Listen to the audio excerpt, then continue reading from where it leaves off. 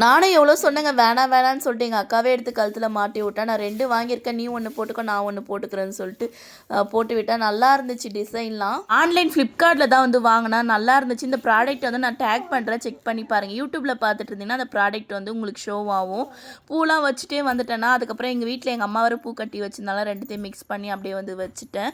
சாப்பாடுலாம் வந்து ரெடி பண்ணிட்டு இருந்தாங்க. எங்கள் அக்கா பையனுக்கு பெருனா காசுலாம் வந்து கொடுத்தேன். அம்மா வீட்டில் பிரேக்ஃபாஸ்ட் வந்து சப்பாத்தி செஞ்சுருக்காங்க. சப்பாத்தி எங்கள் அக்கா தான் வந்து செஞ்சுருந்தா. அந்த உருளைக்கிழங்கு மசியலும் சட்னி வந்து செஞ்சுருக்கா. வட்லாப்பம் ஷீர் குருமா வந்து பண்ணியிருக்காங்க.